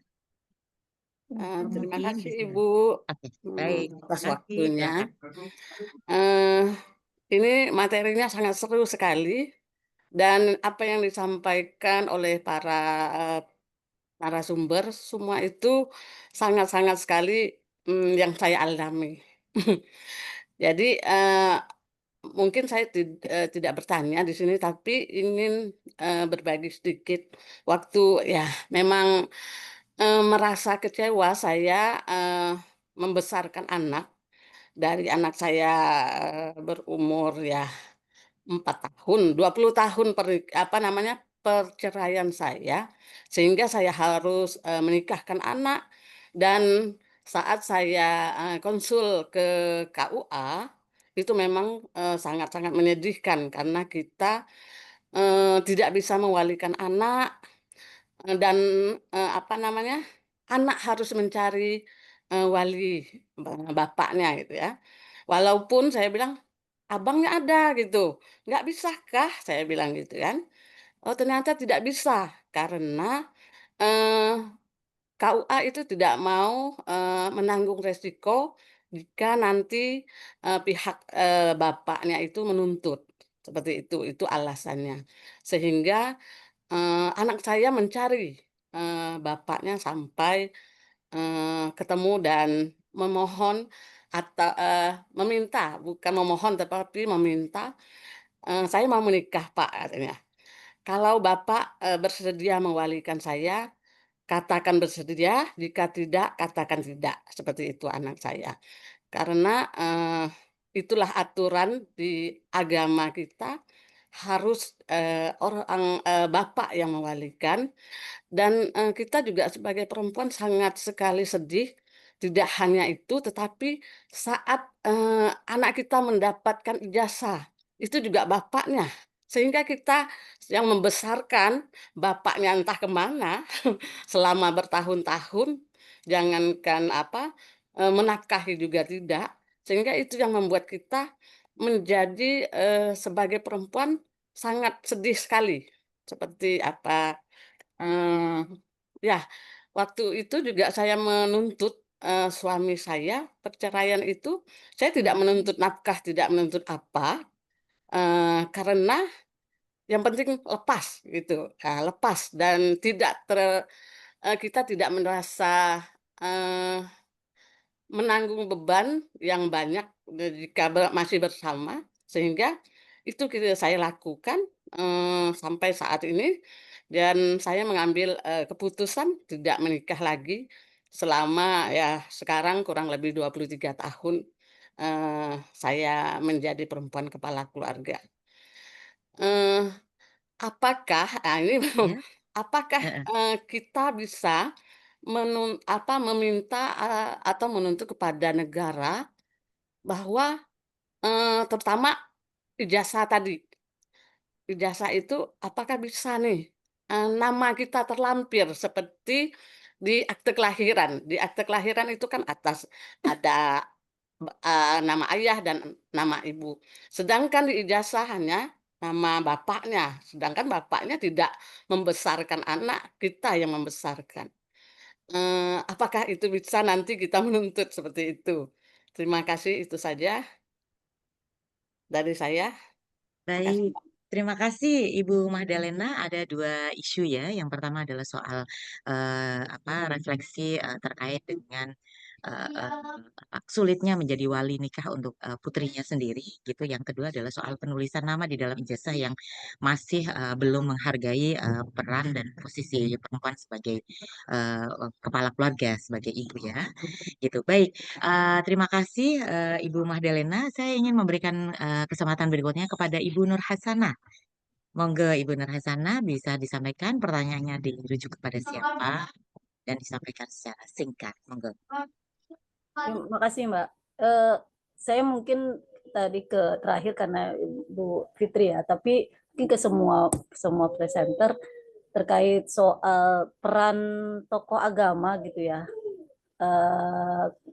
Baik agama apapun atau mungkin yang isu soal stigma janda ini gitu ya, atau isu perempuan yang menjadi kepala rumah tangga gitu, sehingga ini bisa diakui begitu atau dikuatkan gitu. Sejauh mana peran tokoh agama sih, Mbak Itulah ya. Terima kasih. Oke, baik. Terima kasih Mbak Nur Hasanah. Ini pertanyaannya singkat tapi tegas nih, merujuk pada 4 narasumber. Oke, saya ingin mempersilahkan Mbak Nada dulu. Kelihatannya Mbak Nada memiliki 3 pertanyaan dari 3 penanya. Monggo Mbak Nada, silakan disampaikan responnya. Baik, terima kasih Mbak Iklila, terima kasih juga kepada Mbak Maulida Solid. Eh, ini kita nggak bisa, kalau di hasil penelitian yang Nada lakukan, tentunya dibantu dengan banyak pihak juga, bahwa kita tidak bisa keluar dari sejarah yang memang eh, perempuan dahulu itu tidak kemudian ada di garis start yang sama gitu. Kita tahu bahwa perempuan dulu tidak punya, bahkan dia itu hanya komoditi saja, hanya barang dan seterusnya. Justru Islam datang itu kemudian ada perwalian di dalam pernikahan, memang untuk memberikan keselamatan lah, untuk memberikan menjaga keharmonisan, menjaga nama baik, menjaga bagaimana hak-hak perempuan itu sebagai manusia itu dijaga, maka ada perwalian di sini. Kemudian sebenarnya yang menjadi problem adalah kalau dulu perempuan itu butuh diwalikan gitu, karena memang konteksnya kita masih membutuhkan untuk diwalikan, karena kita tidak bisa keluar dari konteks gitu. Konteks saat itu perempuan ada dan adanya tuh sangat rentan gitu untuk jadi orang yang dikorbankan, atau korban kekerasan, korban apapun, bahkan nyawanya aja tidak ada harganya gitu ya. Nah, ini kan sudah bergeser ya hari ini, maka konteksnya sekarang sudah bergeser. Kalau misalnya ditanyakan apakah nanti kaitannya kalau misalnya perempuan itu lembut dan seterusnya, menurut Nada itu tidak bisa dipukul rata ya, bahwa perempuan, kita juga tidak bisa melanggengkan stigma bahwa perempuan selamanya lemah dan seterusnya. Enggak, kita bisa tadi lihat juga dari ceritanya Mbak siapa tadi yang ketiga, ibu siapa tadi yang ketiga, Mbak Iik, mohon maaf. Mbak Magdalena. Mbak Madalena. Mbak Magdalena. Iya, Mbak Magdalena tadi menunjukkan bahwa dirinya sangat bahkan ada bisa berkata superpower dalam hal ini gitu, bisa menafkahi tanpa adanya uluran tangan siapapun gitu. Kekuatan itu justru tidak harus yang sifatnya sepenuhnya maskulin gitu ya, tapi dia bisa menghidupi penghidupan dan seterusnya, tanggung jawab. Nah, dia rasa itu lebih esensial gitu. Kalau yang hanya terlihat sangar dan seterusnya itu artificial banget gitu. Jadi kalau menurut Nada sendiri sebenarnya yang harusnya dijadikan titik poin atau berangkatnya adalah apakah konteksnya hari ini itu masih bisa disamakan dengan konteks yang dahulu. Kalau tidak, maka kita bisa nih mulai perlahan, mungkin tidak bisa langsung merubah hukum positifnya ya, tapi mulai melakukan konfrontasi atau noise lah bahasanya. Kita bikin berisik dulu bahwa ada loh pendapat ulama yang ternyata memperbolehkan. Jadi teman-teman kalau Hanafi, itu misalnya para ibu, teman-teman sekalian tahu, di Turki misalnya, karena di Turki itu menggunakan mazhab Hanafi, Turki itu tidak memerlukan wali untuk menikahkan perempuan gitu. Jadi perempuan punya otoritas atas dirinya. Itu tadi karena disandarkan seperti akad jual beli. Perempuan boleh jual beli yang dilakukan oleh perempuan itu sah gitu. Nah, itu menggunakan mazhab Hanafi. Kalau misalnya tinggal di Amerika, kemudian di Amerikanya juga menggunakan mazhab Hanafi. Nada pernah lihat pernikahan itu juga kayak yang, "Apakah kamu, rela menikah dengan saya? Apakah" hanya seperti itu. Jadi kemudian hanya disaksikan oleh saksi yang, di situ mungkin ustadznya atau tokoh agamanya dan seterusnya. Itu terjadi.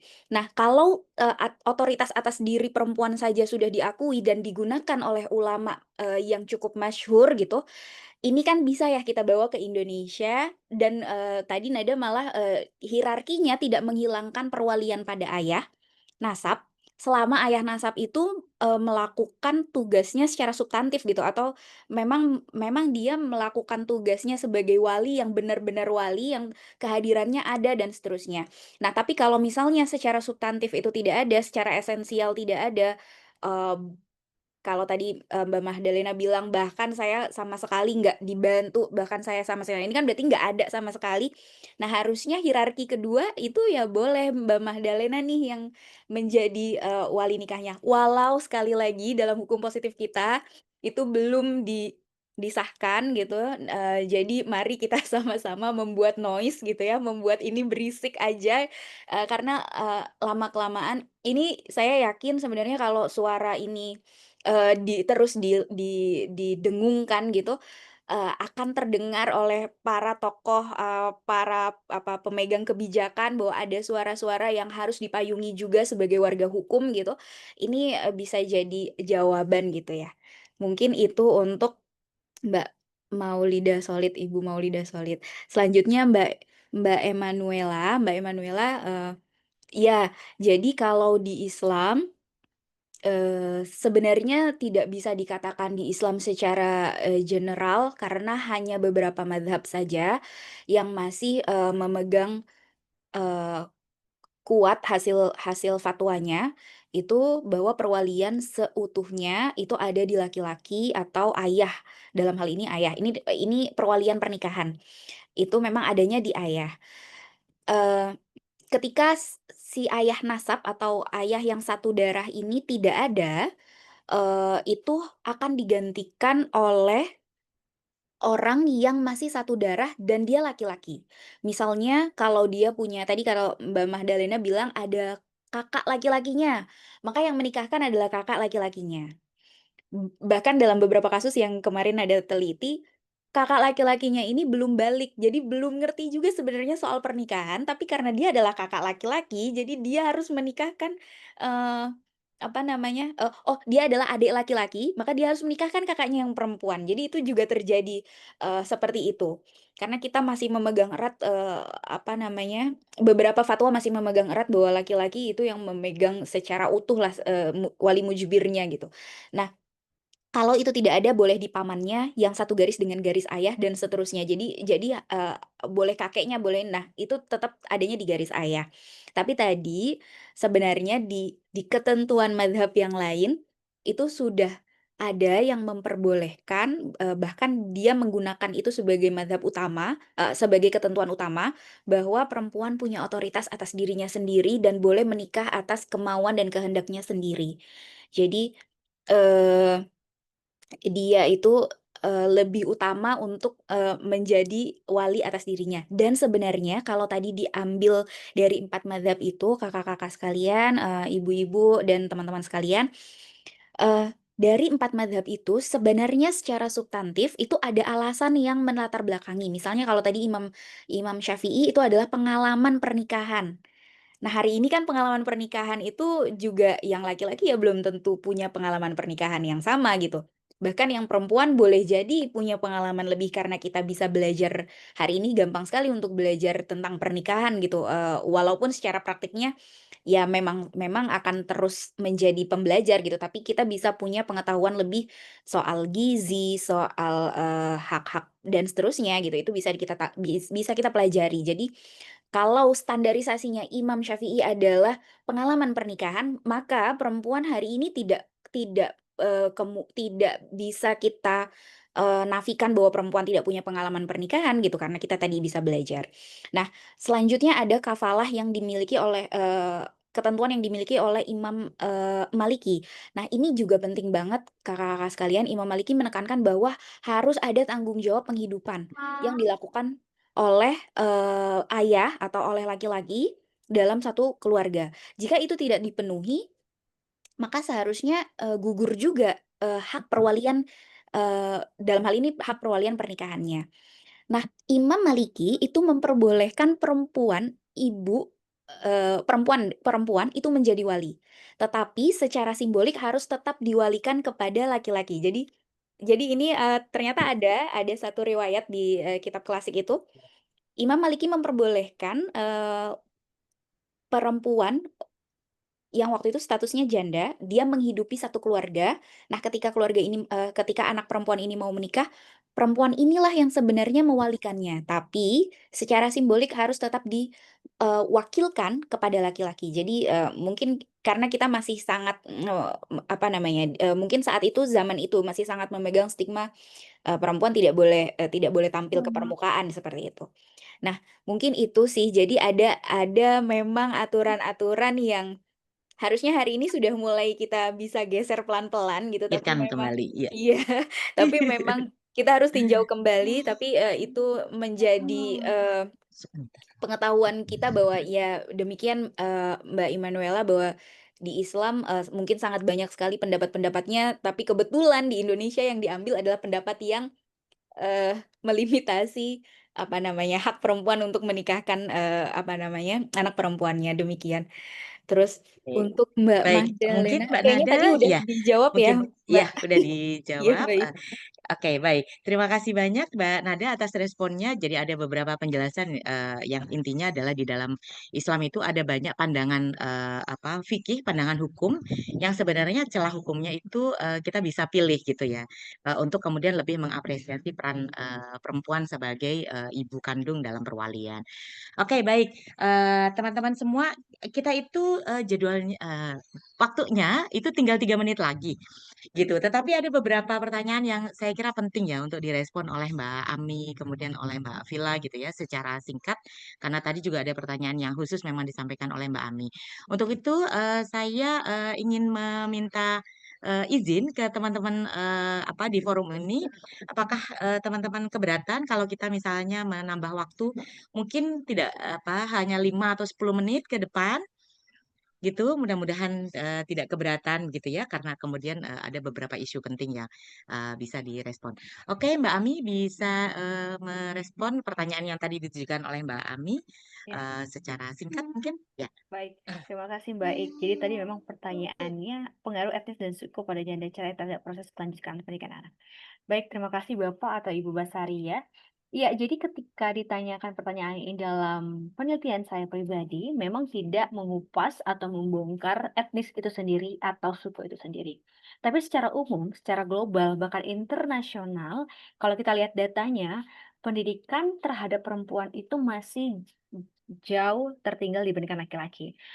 Namun hal yang paling pentingnya adalah secara umum, pengaruh suku terhadap status janda itu sendiri ya, dengan pencapaian anak-anak itu sebenarnya melibatkan banyak hal. Jadi memang kita bisa lihat adalah secara khusus mungkin yang paling banyak dikenal misalnya di teman-teman suku Minangkabau misalnya, dengan budaya materialnya yang berbeda dengan kita.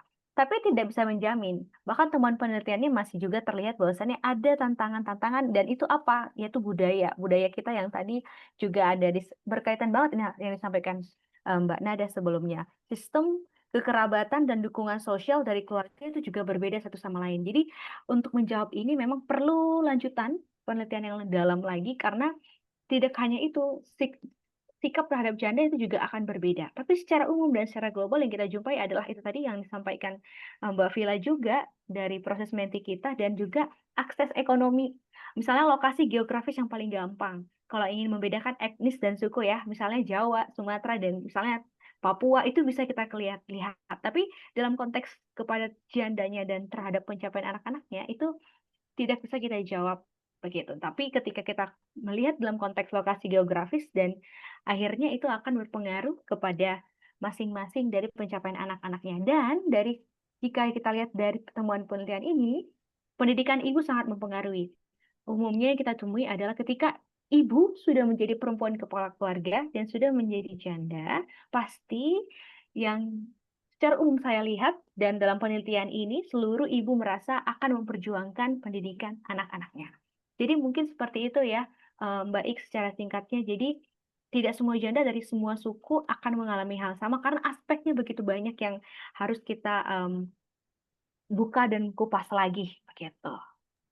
Ya, baik. Makasih banyak Mbak Ami atas responnya. Mudah-mudahan bisa menjawab ya pertanyaan yang disampaikan oleh Kak Basar. Ya, oke Mbak Villa respon ada dua hal ya yang kelihatannya belum direspon oleh dua panelis kita. Yang pertama adalah soal bagaimana peran tokoh agama nih terkait stigma janda gitu ya, atau stigma perempuan sebagai kepala keluarga gitu ya, agar kemudian dia dikuatkan atau diakui.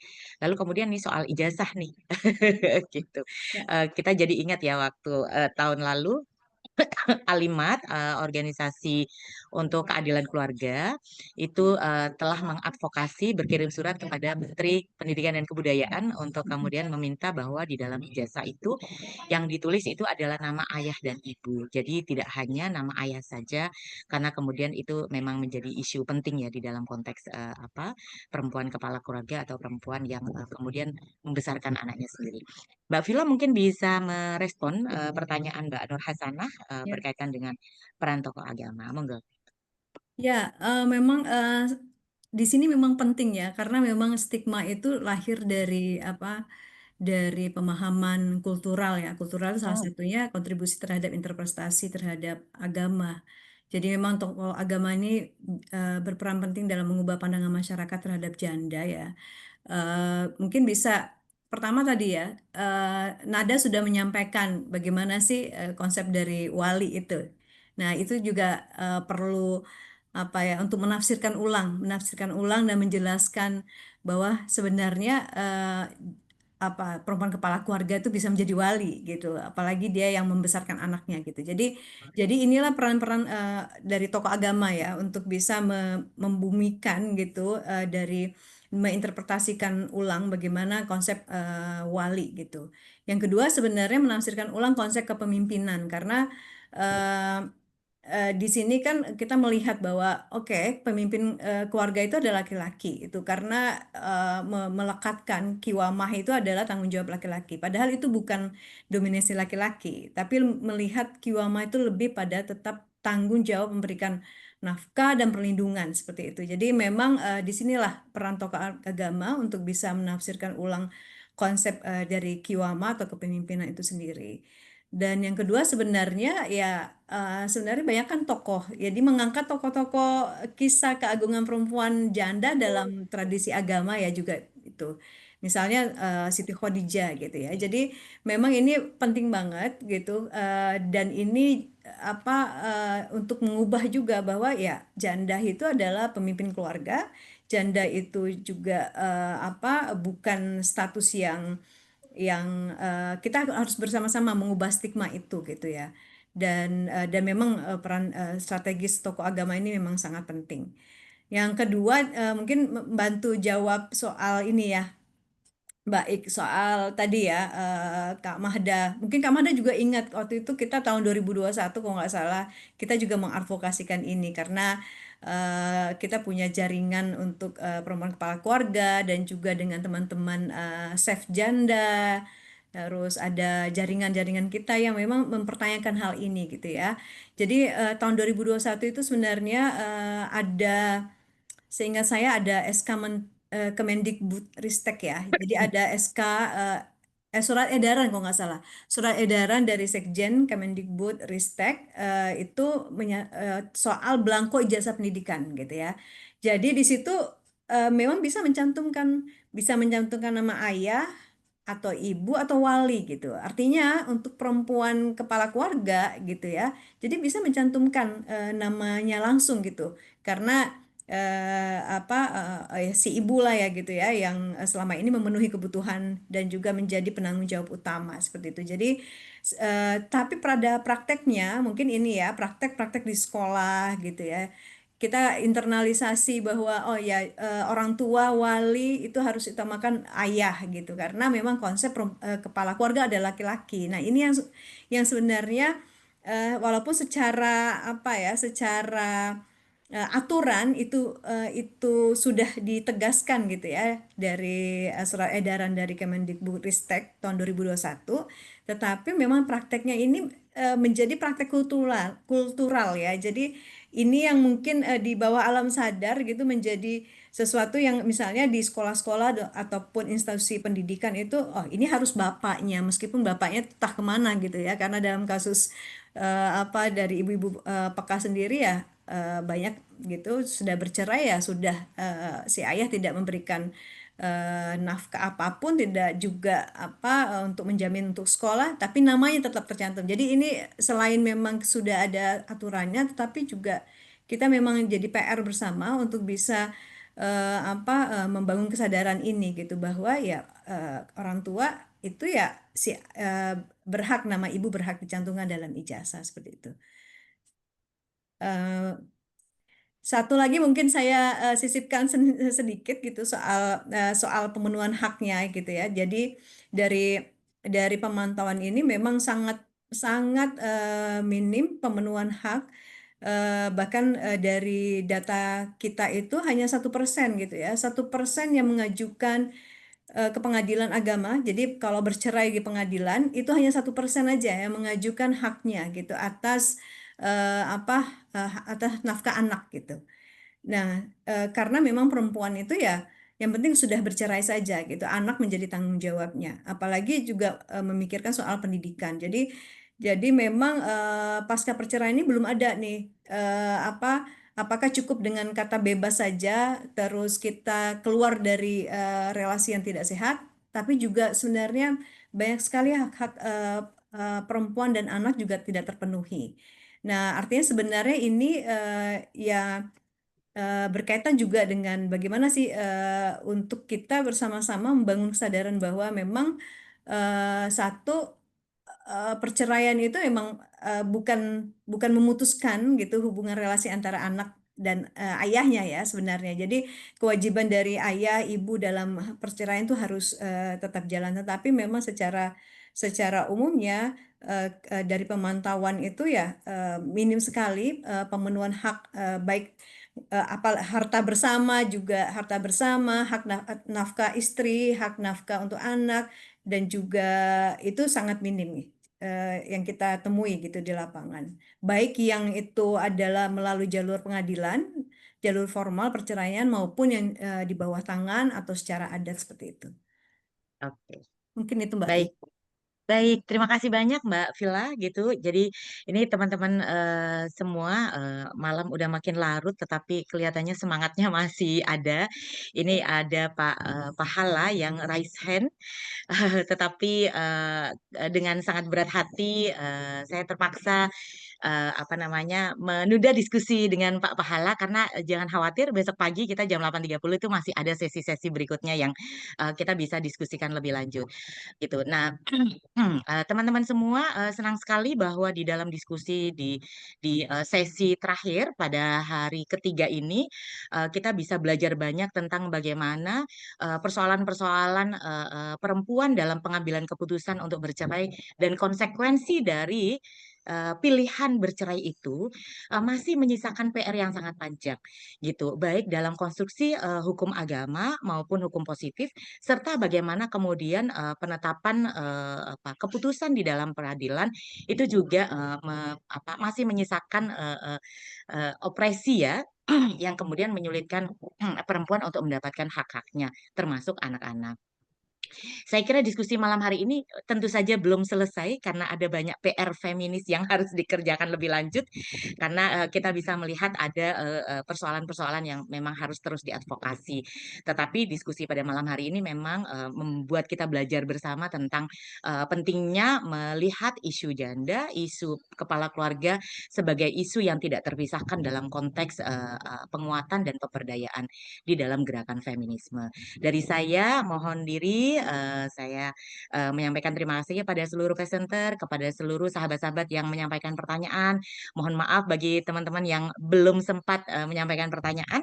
Kita akan bertemu lagi dalam forum kerennya KCIF besok pagi. Untuk itu saya kita kasih applause bersama untuk kita semua. Boleh kasih ini ya love tepuk tangan gitu gitu.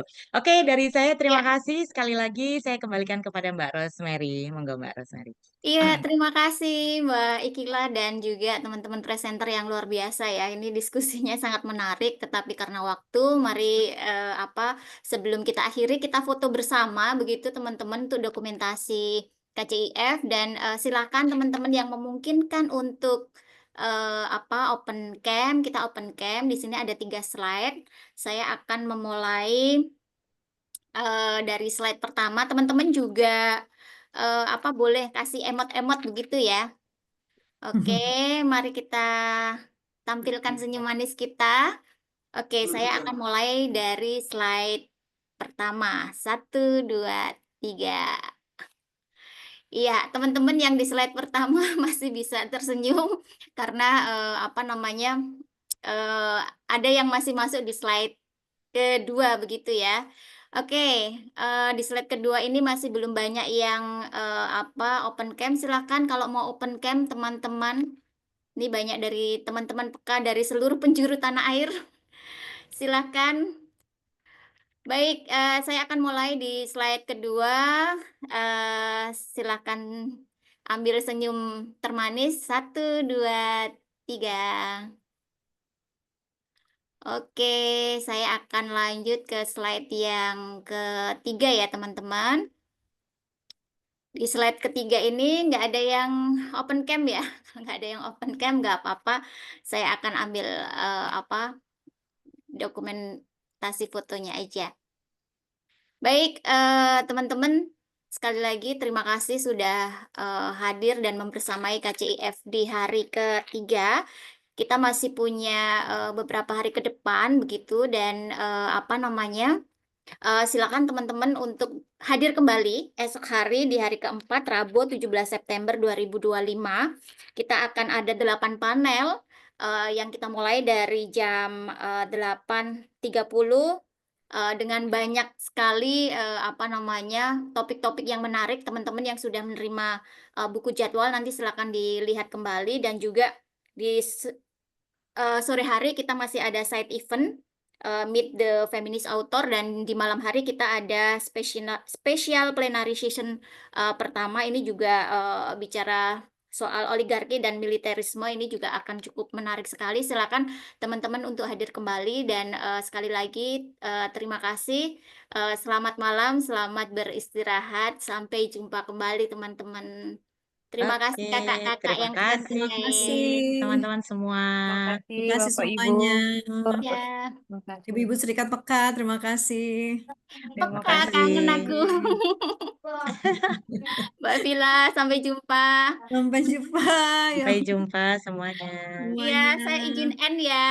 Ya, Ya, baik. Ya, Makasih Mbak Ros. nggih, matur Mbak Mary, nuwun. ya Mbak.